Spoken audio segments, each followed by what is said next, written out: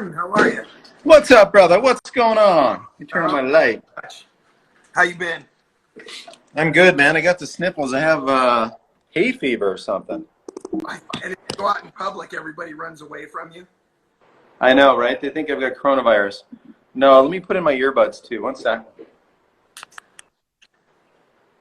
So everybody that's joining in, we got very special guest, Martin Chuck of Tour Striker fame. That's me, man. So Crazy. I forgot, how old are your kids? Jackson, the wee man, is 10, and Samantha is 13. So yeah, mine are 10 and 11. So you're in the wonderful world of remote learning, I bet. Yeah, you know it. It's unbelievable, actually. I think, I tell you what I'm going to do. I'm going to connect my earbuds and come right back to this. I don't know. I'm going to, hang on, don't go away.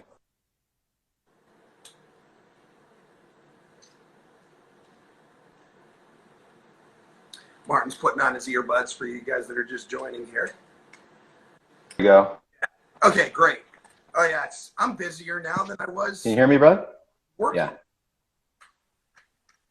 So, That's funny. it's brutal. I was doing homework with them up until 30 seconds before we came on live. I just finished dinner. I'm like, babe, I'm going to run on a Zoom with Monty. She's like, oh, say hi. It's your night to do the dishes. I'm like, oh, gotta go, babe. Sorry. Absolutely. Good excuse. I knew there was a reason I could get you on here. So why don't you tell everybody what you got right now during this funny time? Well, you know, Arizona, the golf courses stayed open. Oh, we lost you. Oh, really? Hang on. Get this damn thing off. Yeah. You there? Yeah.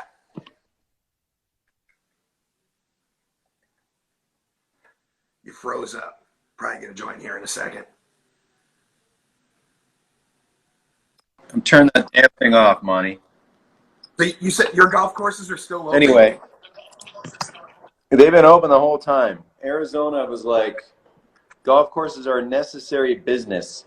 So the golf school got crushed because any travelers, they weren't traveling. So that made perfect sense. But as a coach, I mean, some of my locals still came out, you know, try to coach at a distance, clean the place. Some of them wore masks. We seem to be doing okay, bud, honestly. That's great. Well, let's get to some of the questions that you know, people already know what I think. Let's see what you got going on here. Greg Williams 1 says, what advice would you give to a college golfer who had their season cut short? You know, I feel really, you know, I think about that too sometimes. I mean, it's brutal. You know, you're a graduating senior in high school, a college golfer, season cut short. You're going to feel like you got gypped. I don't blame you. But the sooner you get over that and get on to, okay, what are my next steps to get better? Whether it's fitness, whether it's maybe mild technique, whether it's how you organize your thoughts and when you play. There's tons of ways to keep improving a little bit every day, right? And so that encompasses so many things. So I would just say, don't be like the guy who sits on the couch or girl who sits on the couch and kind of feels sorry for themselves. You know, get busy, get better. Yeah, I think that's great advice. That's, you know, a couple of the guys that I work with, that's basically the same thing that I told them. You know, you try to make the best of a bad situation. It's no fun. Right. Jesse Sackerson says, how do you go about making big swing changes without losing the ability to score? Well, I mean, that's a good one. So I have, like you get some really, I get some, my clients pretty much are guys our age and older, and then I get a sliver of clients that are, you know, wanting to really play and play mini tour. They're college players. So yeah, like I have this guy right now who signed up a couple days ago, and he's been out for a couple of lessons. He's done awesome. Like he took an hour lesson last week, and he took a 2-hour lesson today. And he said specifically, I play in money games, and I'm a 7 handicap, and it's like serious money games. And he goes, but I'm sick and tired of this pattern I've got right now, and I'm willing to willing to make a change. And he was one of these guys, he kind of pulled it, steepened it. And the funny thing too, Monty, is on a launch monitor, he hit, I don't know, I watched him hit 6 or 7 shots while I kind of listened and watched, and every ball was a peely fade. And this guy's path was like, I want to say 4 or 5 degrees left, a little bit down, like maybe like a bit more down than you'd want, but every ball spit out with a fade. And I said to him, I go, bud, I said, you are massively reliable. He goes, yeah, but he goes, I get a little steep. I chunk it once in a while. I said, okay. So I said, let's see if we can take out some of this behavior, this pulley steep. And to those folks who want to make that change, that sequence change, realize that it took Nick Faldo 2 8-irons, right? So the joke is he wore out 2 8-irons.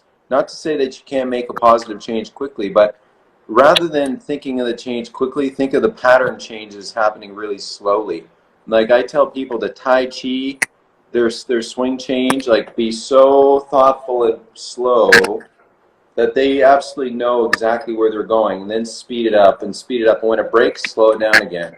And then try to, be as slow as you can until it breaks. And it may be something that you're standing there and you're kind of being mindful of it. And I saw Ben Hogan, you guys might have seen this. Ben Hogan did this like 1 minute long golf swing. It's on YouTube somewhere. Do you remember that thing? Yeah, isn't that great? Yeah, so here's Ben Hogan doing this way back when, black and white, at his buddy's house in Florida or somewhere. And can you all hear me okay? Is it coming through okay? Good. Okay, good, because it's a little broken up coming my way. But, so I'd say just be mindful, be super slow. Make sure that you and your coach, or if you don't have a coach, that you have clarity on what you're doing and why you're doing it and what the upside is. Because if you don't really know what the upside is, I wouldn't do it. Oh, I totally agree. I'm sure you get these guys all the time. Oh, I don't like the way my swing looks. Well, that looks all right. Yeah. Like talking about. Right. When people search for looks, the tour lag, the shaft lean, the 45, 50 degrees open hips at impact. I mean, after every time, but those little subtle changes. And then I'm sure you find this because you kind of said it too. How long people expect themselves to make a change in their swing is inversely proportional to their skill level. Oh, 100%. Tour players will say, 12 to 18 months, 2 8-irons. He wore them out. A 25 is like Monty. I hit a small bucket last week, and it's not working. So I'm still not getting it. I don't know what's wrong. Right? People have to be more patient with those. I totally agree with you. So this kind of question from Andy Scott's OG, kind of on the same subject you were just asking. How would you fix a golfer with an extended lead wrist at the top and falls away from it or jumps up to square it? Ooh, okay, so, at the top he's extended. So how did he start? Did he start with a strong grip and extended, right? So I don't mind strong grip and extended. If he's kind of neutral and extended, then I would say, okay, then he might want to consider does he understand really what his trail wrist does? Because I get a lot of these kind of guys where their trail arm doesn't really know how to get in that classic position, right? And it's my son's kind of going through that at the moment. It's the weirdest thing. We played a couple days of golf. He hit it great, and then like 3 days later, he's up there and it's not sitting nicely as it was. And I'm like, whoa, buddy, what are you doing? And he's kind of like he watches a lot of Instagram video. Like he loves like certain swings and stuff. And I think a lot of us get sucked into like this modern cool on some of these extreme moves, right? And anyway, to the question answer. So if I was coaching that guy, I'd say, okay, here's my address hand location. Address hands might be flattish right wrist, bent left wrist, and I would just kind of teach him how to like make a little waggle, so he understood how to go, from address hand location to kind of impact hand location. Because whatever you do right here, like if you can build it here, I'm not saying I want you to artificially just do this right away, but at least know what that feeling's like, and see if you can softly take that to the top and get what you want a little bit. Right, because somewhere in here something's happening. Typically, elbow separation, makes wrists get funky. But start off with the arms in front of you, know what you want, see where it breaks down, and then see if you can't get your body to respond to where you can get what you want a little bit more at the top too. You Would know, be one way of doing it. it's really funny, and this is going to sound like I'm patronizing my guests, but a lot of times it's really easy to get people to get their wrist angles right at the top with a smart ball, because just like you said, when that trail elbow starts going like this and separating from the lead elbow, you get those funky wrist angles.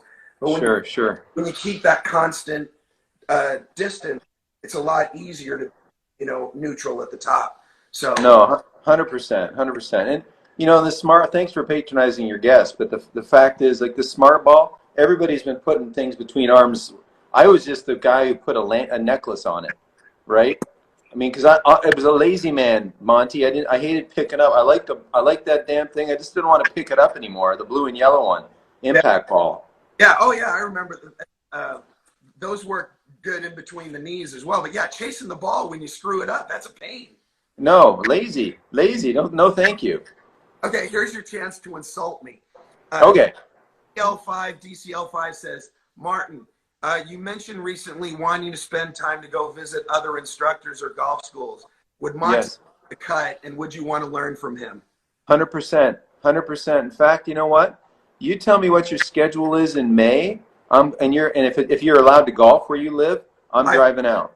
I'm coming out. I'm taking my son, and we're going to come out and we're going to do 2 days of Monty, and it's going to be awesome. Because I swear, I don't. My coaches are great, but we're busy. Like I'm like, hey, Coach Aaron, what do you see? And he'll be like, okay, Coach Brian, Jim, Mike, we all kind of share ideas. But I would love to go get a pair of eyes that I trust, which are yours, and hit balls for 2 hours in the morning. Maybe go chip and putt for an hour, have lunch. Maybe hit 2 more hours of balls in the afternoon, chip and putt for an hour, and then I'll probably pass out by then. My son will want to go play 9. But I would love to come. You'd be a guy who'd be in my top 5 easy. Well, I appreciate that. That's great to hear. And for those of you, it's just the reverse. Last year, I was having a really, really rough time in Scotland, and I was driving the ball awful. And I sent Martin a video of me hitting it OB at the road hole. Looking up. And I'm like, okay, don't throw up. And, he gave me some really, really good advice. So, there's the reverse for you. So IJ South says, in general, does a consistent push draw indicate good swing path or not necessarily? I thought that was good, going back to the student you were talking about who hit a little cut.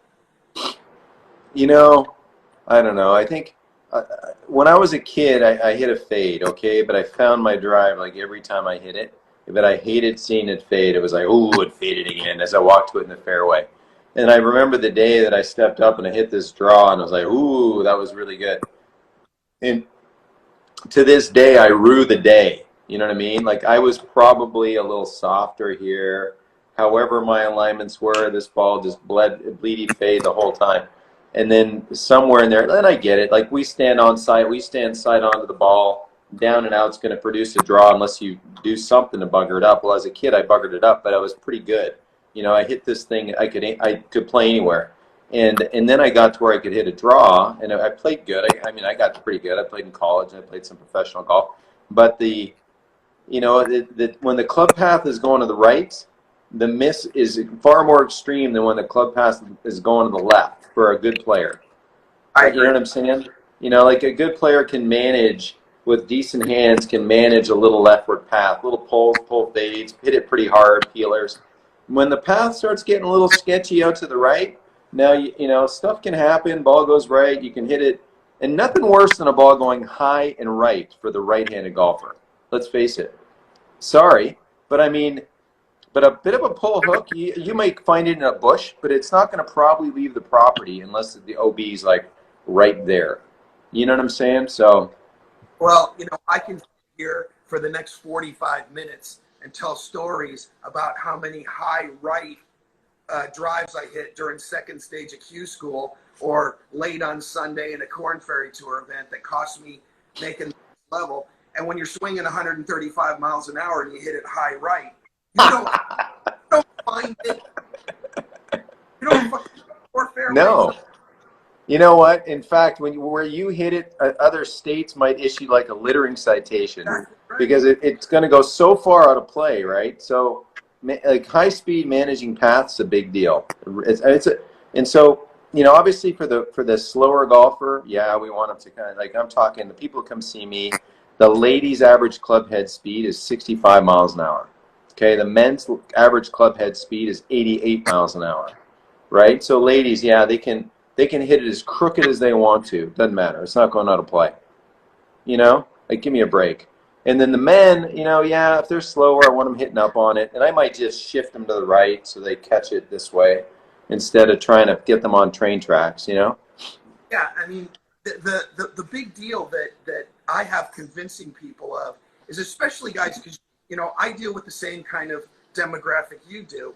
And when these guys are getting to be like 50, 55, 60 years old, and they've been like 0 to 3 handicaps their whole life with a little bit of a fade, and now they've had the golf culture convince them, oh, you got to hit a draw so you can hit it farther. And it takes me 2 hours to convince them that when you hit a fade properly and when you hit a draw properly, they pretty much go the same distance. Yeah. Hit it solid and your impact conditions are good. Now, the myth that snap hook goes farther than a slice. Okay, great. But when I would kill it just doesn't fit my eye to set up down the left side and watch the ball fall this way, except for when I was competing in long drive, the World Long Driving Championship. I'd set up way left, try to hit it over there, and just block fade it right in the middle of the fairway. And I was almost straighter sometimes doing that than setting up a little right and having the ball kind of. Well, think of who was a great driver of the golf ball that played that way his career was Freddie Couples. You know what I mean? Like he played and got he aimed way left, got way underneath it, and hit it straight bleedy fades. Every time, absolutely. Okay, so MIGB Gold says, what's our best advice to overcome lots of years of handle pulling in a failed attempt to get super shaft lean? What I do with a lot of people, so handle pullers, right? Kind of elbow separators. And there's been some very good ones. Like think of Lee Westwood as an example, as a kind of a head down, kind of drag the handle, low ball flight, beautiful ball striker. Not a great pitcher of the golf ball. So most guys that pitch it well. And here's the thing too. Like I think back to like George Knudsen, my coach, and I think of Jack Nicklaus, same kind of era. Like this thing kind of lined up pretty quick through here. Like there's a lot of lineup. And I tell my students if I just put my hands here and I rotate a little bit, I'm not moving my hands. My pivot just relocated my hands a little bit. Then you add in like something Sir Isaac Newton would tell you, is that something in motion is going to stay in motion, right? And so when you change direction, that golf club is going to have a sense of lag anyway. Yep. And it's one of those things where you don't have to try to pull it, have to drag it, have to do anything. Now, everybody's got different intent. Like some people try to, their intent is to try to help it off the ground. Yep. And I saw that a lot as a club pro with club members, ladies, and this and that. So I came out with a tour striker. I probably created a lot of handle draggers, but I did help some folks understand like how a tool could be used differently instead of, So I probably hurt as many as I helped. For a guy handle dragging, I like to show them this sensation. I'm going to back up a bit. So I'll show them how, like, if I just get a club to tick-tock like this, how that I can, with the right timing, as it's in a state of fall, I can start to accelerate the club head, right, by just gently pulling up at the right time. And so you'll feel a momentum increase, and you'll feel the club head speed's actually going to increase. So I'll say, well, if a golfer's in a forward flex to the golf ball, and this golf club's working kind of down, is when you work up a little bit with the lead shoulder, it pulls up on the handle, the club lines up and overtakes, and then you're going to probably get, all the forward lean you need. If your body is mildly relocated, you'll be money. I agree, and I'm sure you see this as well. The number of people that are unaware that the hands are going up at impact. Yeah. Monty, I understand on a driver, but not on a wedge. You have to hit down on a wedge. Oh no, no, no, no, no. Yeah, and No. the number of people that are unaware of that is pretty bad. And You know what though, Monty? In fairness, I love those people because they can't pitch the ball, so they come to me and you, and we show them how to kind of get tall and create room for long arms and a club to fit in without fear of sticking into the ground or retracting. And then all of a sudden they're like, you know, taking thin little divots, brushing the grass, the ball's coming off with good spin. I love those lessons. yeah, me too. That's the other one. Watching, I've got videos of Tiger and Steve Slicker and a bunch of other tour players hitting little 20-yard shots, and when they see the first move down is this, they're like, well, why does everybody tell each other to keep their head down? I know. And well, you know, your guess is as good as mine. No. Yeah, it's how are you one of the guys? How good are you at this? I don't do it, but it's hard when you hear two guys talking to each other on the range and just one awful thing after another. And I have the urge to just go in there and go, guys, just step back for a second. Some of these things not helping. I don't do it because that's rude, and I don't like offering unsolicited advice, but it's hard. So funny story. So we live at a 100-year-old Muni course in Chandler, Arizona. Okay, literally 1913. It was the first course in Arizona that had grass greens. That's how old it is. And there's Sunday couples. So Stacy and I will go play in couples, and the couples they think I'm Tiger Woods because I can fly at 260, like big deal, right? Anyway, so we play with these couples. And every shot they miss, every time this like lovely lady takes a swing and misses it, she's like, "Oh, I got quick," with her 60-mile-an-hour swing speed. But granted, the transition could be quick even with your 60-mile-an-hour swing speed. But every time like they miss, it's always like, "Oh, you lifted up on that one, you peaked." Always, right?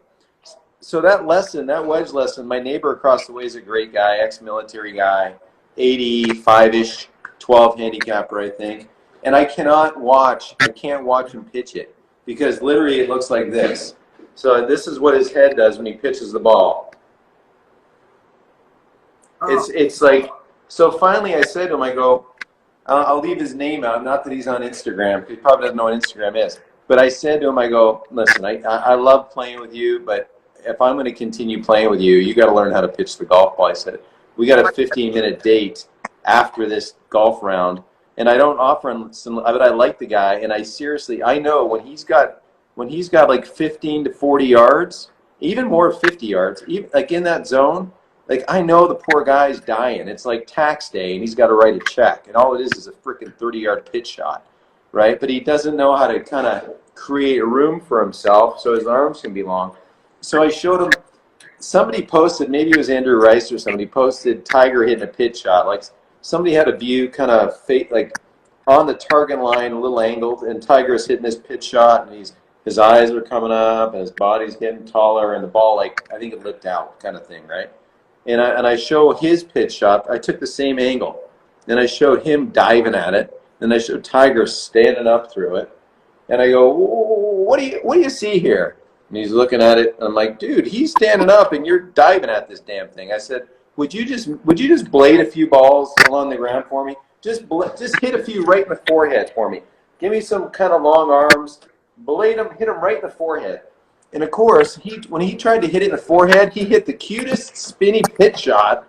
He's like, whoa! You know, like he had this moment, you know. So he's gotten a little better, gratefully. And I didn't charge him. I should send him a bill.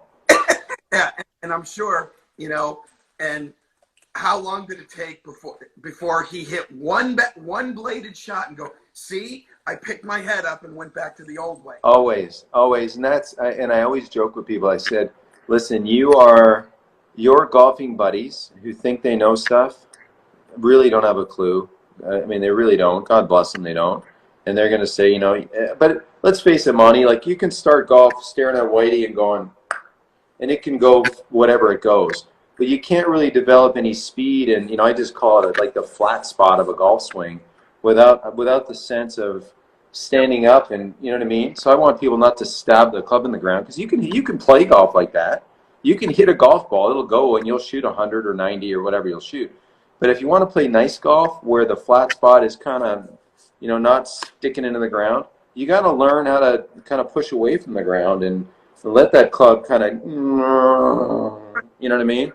I always tell people, I go, the fault is called early extension. If it was bad, it would just be called extension. Right. It's crazy because, you know, when this is what I always tell people. I had a lesson just before the lockdown.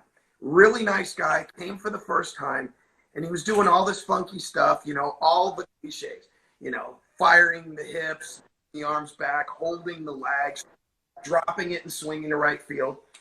And I said, okay, you know, and I started showing him some stuff. I showed him, you know, his launch monitor numbers and his pressure trace and whatever.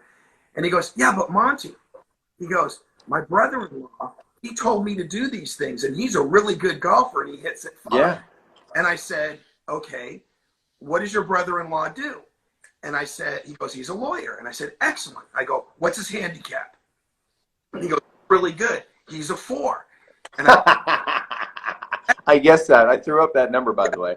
Excellent. How far does he hit it? Oh, he bombs it out there like 280 or 290. And I'm like, awesome. Love it. Guy's a great player. I said, you're here. You know I'm a world long driving champion, right? He goes, yeah. And I go, you know, like, I'm a plus handicap, right? And, you know, I played in the U.S. Senior Open. He's like, yeah. And I go, okay. I've seen every episode of Law and Order. If you get in trouble, are you going to go to your brother-in-law or to me? And he goes, oh, I see what you're saying. And that's right. And that went off in his head. But if your partner was Mariska Hargitay, then you know, that's something to, or, you know, one of any number of the, on the original one, any of the female ADAs, you know. But he went from like, 20, 30 yard sweeping draw with a 6-iron to a little, in like 20 minutes, as soon as he got those, you know, I use the term negatively, the golf cliches, the range cliches that everybody throws at each other. They've been proven wrong, and yet they still persist. Oh, unbelievable. I love a couple things I love. I love the guy who takes the excessive practice swings you send out to right field. You know, I'm like, what are you doing? Like, why are you doing that? And I go, well, I'm swinging inside out. I go, why would you want to swing inside out? Because I want to hit a draw. I said, well, if the ball's behind the bottom of the circle, that's 3 or 4 degrees. Here's how it all works. You'll hit a draw. But what you're doing is some excessive stuff that's pinning the arms against the body, shooting the arms off the body. I go, you keep doing that, and you know, Mr. Good Athlete, and the best you'll get is a 6 or 7, and that's a good athlete who plays all the time. And okay, so again, do you see? I'm sure you see this every day. The 50 to 65-year-old guys that come for their first lesson, and they're almost in tears, and they're like, Monty, I've been a 1 or a 2 my whole life. I've always been a pretty long hitter. And in the last 6 months, I can't break 80, and I've lost like 40 or 50 yards and 2 clubs. And they're like, what happened? Do I need to get stronger? Do I need to get more flexible? I'm like, well, that's not really going to help you. I go, you were a good enough athlete to manage all of these swing faults. Right. And I went from 140 plus miles an hour to under 110 when I was in my early 40s, because I just couldn't manage those positions anymore. And yeah. As I started to study the swing, I'm like, why am I doing this? Why am I doing that? I should be doing this. Over the last 10 years, you know, I can't do 140 anymore because I'm, you know, 52 years old and I'm 30 pounds. Dude, you're still amazing. I mean, the fact that you smooth it out there, it looks your speed. It's amazing. I still like you. Actually, I'll just leave it at that. Yeah, but it's not about me in this case. It's about, once you're still a young guy. Once you get older and you start losing that core strength and flexibility, you can't manage those faults anymore, and you have to make your body move more efficiently. For And sure. and that old, the drop the right shoulder and hold on for dear life, and then try and get wide open at impact. That just doesn't fly anymore. I had a guy send me so a guy I've been doing online lessons, right? So and I prefer, I don't mind them if they send me video, and I just kind of put them in my analyzer and I talk over there, draw some lines, and then I'll get in my room here, my garage, and I'll say, okay, here's what I would do if you were standing in front of me. I'm not a fan of doing like Zoom lessons with a dude, because that's no. But anyway, like online, looking at a video and doing a voiceover, then showing him, hey, here, do this, and then if you have questions, hit me up in a week or so, and we'll go back over it. And this fella, he looked like he was like a cyborg creation of, and I'm not knocking these coaches because they're phenomenal. Like it looked like he was like he did a shot heavy of GG in this arm, and then he did a heavy duty shot of Course Kings in this arm. He owned a plane mate, so I certainly jacked him up. This poor guy was so like extreme in his, like he was like Matthew Wolf but not good. Like he looked like so crazy extreme in his moves, and yet he was fit. Like he's a doctor and he's fit, and he's like, and I said to him, I go, and he said to me in his email, he goes, I'm wiping across the golf ball. And he sends his video, and this thing at the top is he's massively turned. This club's up here like across. He changes, it goes like this, and he's saying he's wiping across it. And I'm like, buddy, your club path, I don't know your numbers, but just watching this, I go, it's zipping inside out at least 5 to 8 degrees.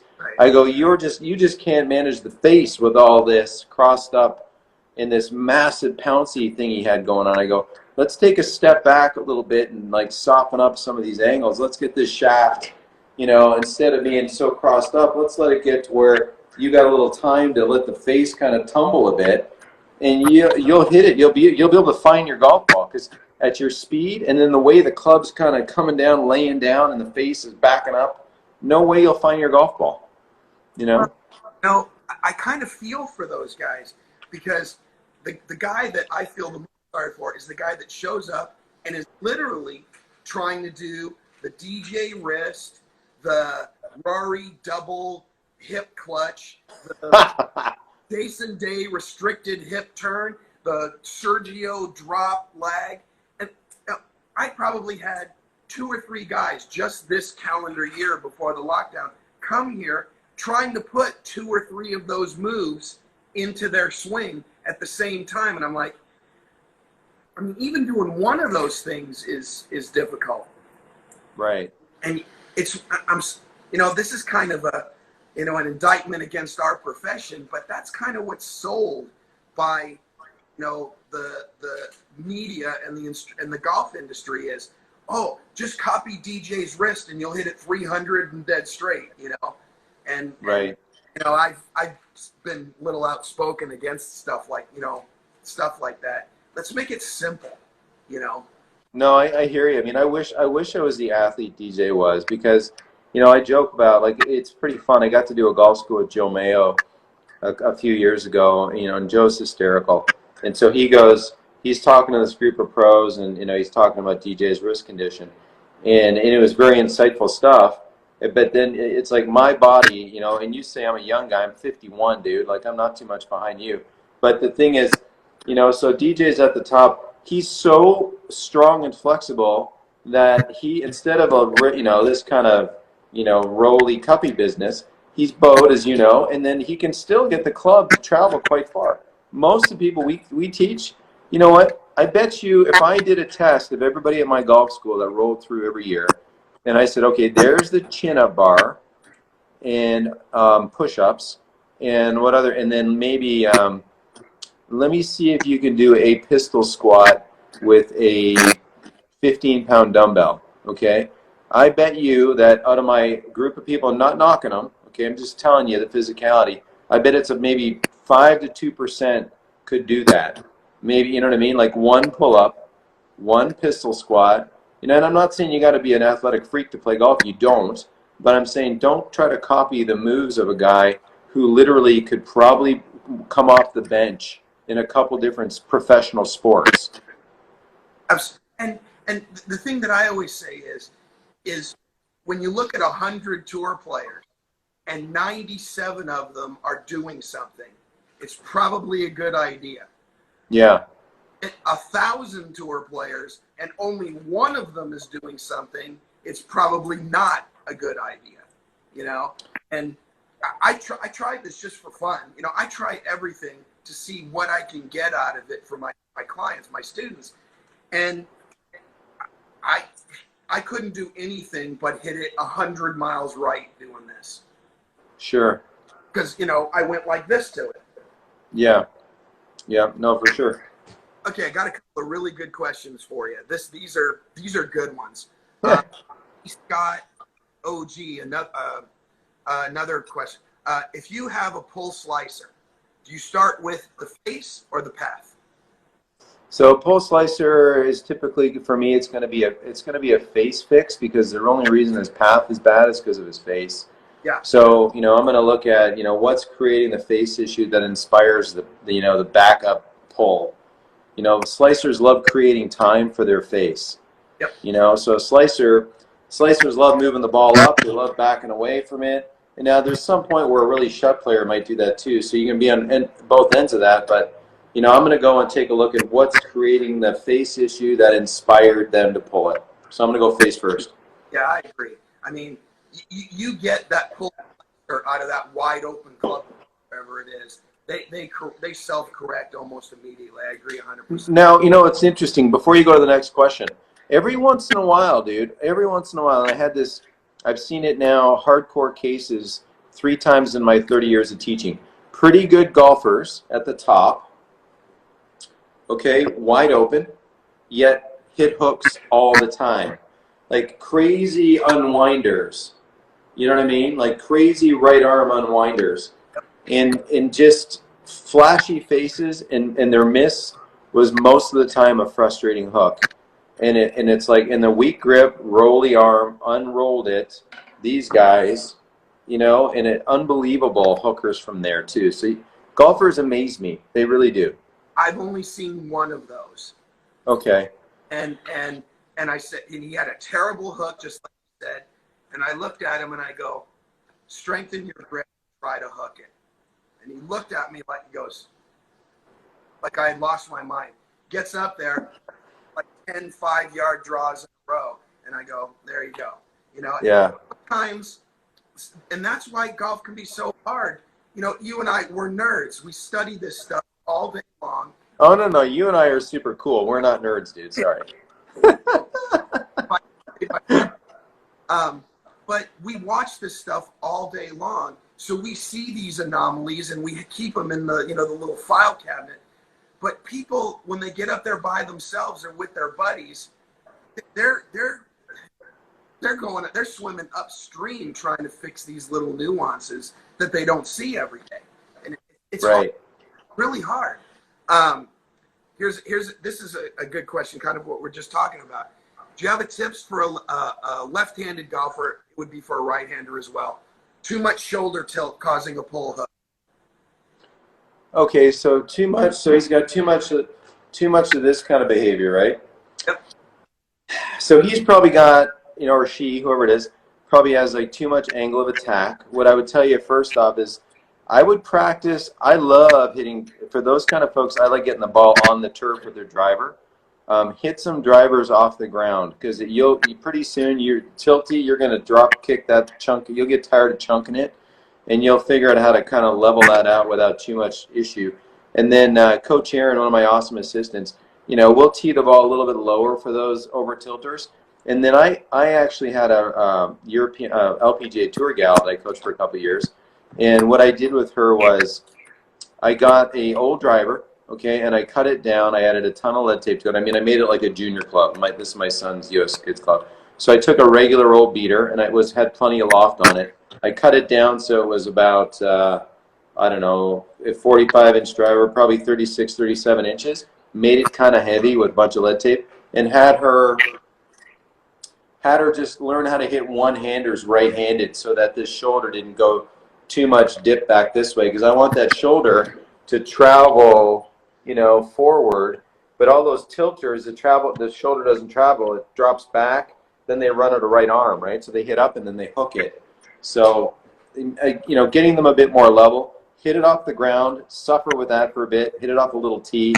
A lot of one-arm shots with a beater club that you're not afraid of dinging up. And I think you'll kind of level out. That's great. It's really funny. That's, everyone said, Monty, could you teach me how to hit driver off the ground? And I say, well, you can build a time machine and go back to 1995 when the center of mass of the club, you can hit it off the ground. But that's great advice for these guys. And, I see that a lot because everybody's told you got to hit up 5 for maximum distance. So they teed up real high and go like this. Right. What do you think? And again, right, like the tour player, I mean, level-ish works for most people. Hitting up on it's nice, but not if you have to really try to. So that's what I would say. Yeah, I mean, you just said it. I mean, the TrackMan used to say that tour average was down 1. I think they're saying it's moving towards 0. But they're like, this is the comeback they always have. Well, Monty, and I go, I'm trying to bring, I swing up too much from, I yank and tilt. And they're like, well, you and the tour players, you guys swing hard enough and whatnot and create enough speed, so you don't need to do that stuff. And I said, look, do you think those tour players are standing on the range going, I generate enough club head speed. I don't think I'm going to take advantage of everything I can. Right. They're finding the optimum way to attack the golf ball. Sure. And, when you start trying to hit up too much, getting the face and path to match and getting the sweet spot to the ball, it's the more you hit up, the more difficult it becomes. Oh, no, for sure. No, it's you are walking on the edge, man, when you're hitting up like that, because it doesn't take much to run out of arm and roll the face and hit it poorly. Yeah, I mean, for me, there's a tipping point. When I'm up to 0, I hit it really straight for how much speed I generate. When I get to 2.5, it starts right. Rush Limbaugh's going, man, that's pretty conservative, Yeah. So here's another good question for you. You were talking about this before. Monty or Martin, when I get to the top, I have a little bit of a flying elbow. I feel like if I try to get a shallow movement, but it's more of a push away and my miss is a pull hook. Okay, so let me see if I can gather this thought here for a sec. So this guy takes it back. I'm assuming it's one of these deals. Okay, so anytime the elbow flies, you can't really have a flying elbow in a, DJ gets to the top and bows it because his elbows are close together. Right. Flying elbows usually, create some extension. You usually take the club and pitch it behind the golfer. So if the guy's got some speed, he'll unwind and that'll lay down behind him too much. Yep. So,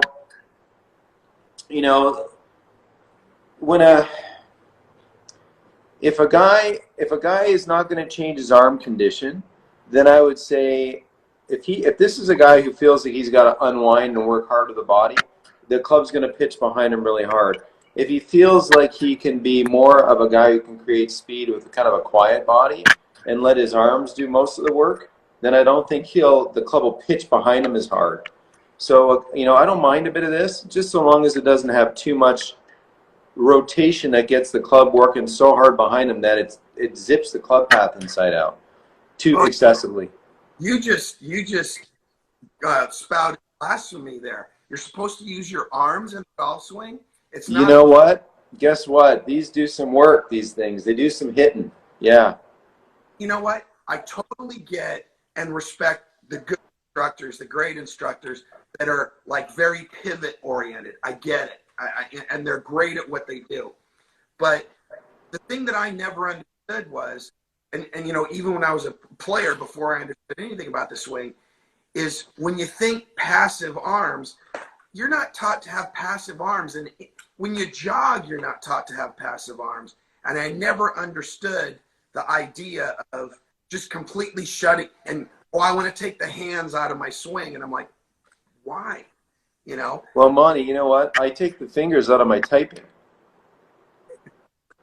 I do. You know why?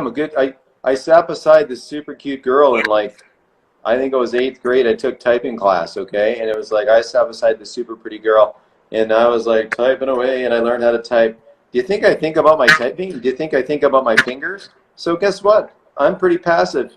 My Right. fingers kind of hit the keys, and so once you kind of train stuff in, you kind of slough off the intent with them. Now, sometimes you got to come back to things, but the point is, you know, you need intent. These things do some hitting. That's what feels the weight of the golf club, right? So, I mean, you got to use your arms. And for the people that are really good that say they don't use their arms, that's because they've taught themselves to be passive by practicing it out. Absolutely. And, you know, for a while, I was, you know, tilting and pinning my left arm to and raising the handle at the end. And for about 6 months, I had to feel like this. And then after a while, it became normal, and then it's just kind of an automatic movement now. But you hit it exactly right. My philosophy is whatever's not doing its job, you got to have it do its job. And just letting, you know, your arms and hands flail back there. Tiger Woods caused a huge stir among the take your hands out of it crowd when he's like, oh, no, I got to use my hands or I can't get the ball where I'm looking. Sure. Yeah, it's crazy. All right, I'm curious to see what you'll answer to this. Royal Prince says, can you give me the top reason why I flip the wrist too early after impact? Why you flip the wrist too early after impact? So I would say, you know, the club could go this way too much, or it could go this way too much. Yep. You know what I mean? So, you know, I'm not sure really what his question is. Is the face flashing, or is it, you know, are you adding too much loft? Now, I would say most folks that don't have this nice looking, you know, rhythm of lining things up well typically get ahead of it, and then in an effort to get, you know, not to hit it right at Rush Limbaugh's house, you know, they're gonna throw the golf club a bit to make the path be a bit more workable. So I would say to that guy, start off by making sure that you're sort of behind what you're hitting, because I very rarely, and sometimes I use a T-square on the ground in most of my lessons. Like there's one at everybody's station, and they use it a lot of the time. So if you have the ball line's a little skinny white stick, and then the bigger target line's a barber pole looking thing, I'll take the person and put them completely to the right of the ball line stick. So here's the ball line stick, there's the ball. And now to hit it, they've got to get, you know, they'll actually do some side bend, and they won't flip at it because I won't let them get ahead of it to flip at it.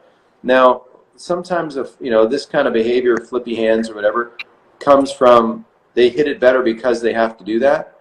But if say they have a nice grip and they're reasonable and they don't have too much going on, then I would say I'd watch to make sure that they don't get leany to where they better do that. You know what I mean? Have them feel like they have this sense of counterbalancing a little, and then they'll line it up a bit better, and then they'll probably please themselves more in their videos. You said to me, the key phrase there. The reason why all of those movements happen are to hit it better when you're out of position. It's Right. Not more, and just holding it is going to make you hit it worse. 100%. It'll look pretty, but you won't hit it very well. I think we got time for 2 more good ones here. Steve Redston says, I was always taught lateral then rotary. Get the weight left. And how can I swing more in a barrel like Luis Oosthuizen? You know what? I mean, Louis got a really pleasing looking swing. I bet you I guarantee you, like, so if this is his pelvis, right? I guarantee you his pelvis is going to rotate, and then it's going to have a little bit of migration, and then it's going to unwind. I guarantee you his pelvis doesn't just rotate, because every good player, every single good player, period, has this element of Right. a little bit of pressure left, whether they stay there and unwind, or whether they kind of go there, fall back, counterbalance, and whack at it. But I wouldn't worry about, I mean, can you do too much of anything? Absolutely. But if I was at a Champions Tour event years ago in Hawaii, probably 10 years ago. I was just doing some tour striker stuff there, and I had a couple of videos. I was just filming guys randomly and on the range. There was nobody at this Hawaii event, so I had free run of the place. And so I'm talking to guys, watching, and I filmed as many guys as I could right from behind. Okay, and every one of them, they had very little migration away from the target. It was pretty good pelvis turn, a little bit toward their lead side, and then they unwound. So it wasn't, they didn't rotate themselves backwards or stay in the barrel, so to speak. That's a feeling that doesn't happen. Yeah, I agree with you 100%. The way that I've been, and I like the way you said it, I've been explaining it to people that if you understand, people don't understand the idea of extending and regaining flexion. But when I say the shift to the left is more diagonally down than straight lateral, that Yep. that takes away the slide and the over tilt or whatever, or getting. No, that's great. That's a great way to say it. Yep, that's a great way to say it. I'm stealing that. Yeah. Well, it made sense to me because I think I was watching one of Sasha McKenzie's videos, and he was talking about targets that way because we're backwards but the vertical force is kind of that way. Right. Target. I'm like, well, if it's called reaction force, Newtonian physics, equal and opposite action creates the equal and opposite reaction. Well, then if you're trying to get this vertical force, you should be moving this way, not that way. And as soon as I started teaching that, I'm like, you know what? Don't open those hips. Don't slide and open up. Kind of keep the flex in the knee a little bit longer and feel that little bit of drift that you described. And a lot of people are kind of sort of getting that. This is what was really funny, and Tiger always said he got all of his power by snapping his left knee shut and then unwinding his hips as fast as he could. And I went back, I looked at a bunch of his swing videos, and his first move down, he adds a little bit of flex to that front knee and regains. Of course. And I'm like, so all these people are locking their knee and spinning out, or they're sliding really far forward. And I go, there's something to be said in that left knee movement. And then the light bulb really went off in my head about a year ago. I was watching McIlroy swing, and especially with driver, the fastest hips on the tour.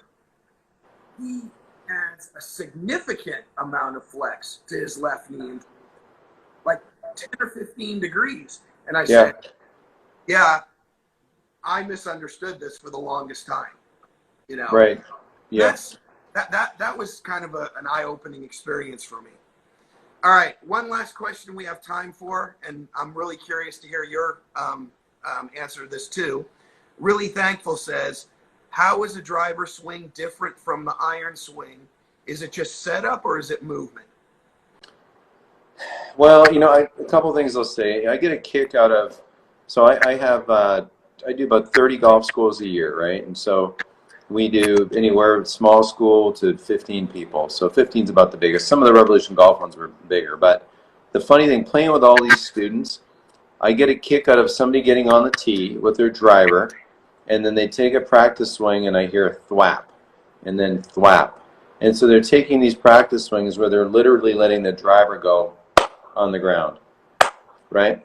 And I'll say to them, I go, are you going to hit that off the ground? And they go, no. And I go, well, why are you swinging that thing and letting it thwap off the grass like that? And they're like, I don't know, I've always done it. I said, well, I'll tell you what, this driver is a thing that's all it's really meant to do is tip a tee over and catch a golf ball. So let's take your practice swings completely with the intent that we're not touching anything. Let's have some whoosh down there, and let's have some speed. And they don't have to be that fast. But George Knudsen, my coach from when I was a little kid, taught me, hey, never ground the club. We never rested on the ground. The golf ball, if there was no ground, okay, then you would find where that ball was covered in space, and you would create this math, okay? Now, some people like to tap the ground and relax on the ground. They got pretty good figuring out dynamically how to hit it. That's fine, fair enough. But if I'm creating golfing robots, I'm teaching them how to not rest it on the ground, find this nice measure, okay? So other thing with the driver is that since the ball is played up on a tee, right, 3-inch tees, you stick it in the ground 1/2 inch, 3/4 of an inch, so it's up there 2 inches, give or take. You can't, if you center the club on the tee and you rest the club on the ground, when it raises up heel side. So I always like to say to people, watch, and I'll do a demo with a really long tee, so they go, oh, okay, I didn't realize that. So I want them to create good arm math. Now, some of just the setup variables. When somebody walks into a driver money, they've got to kind of walk in, and it's the ball played usually the most forward within the stance for a fairly neutral ball flight. And then after that, man, I say if you're going to take the head cover off the driver, hit it like you don't like it. Like, hit the damn thing. Don't be a sissy about it. You know what I mean? It's the one club you hit hard all the time. It's you hit it hard or harder. You don't hit it easy. Yeah, just hit it in the fairway. Make your swing better so you hit it straight. Yeah.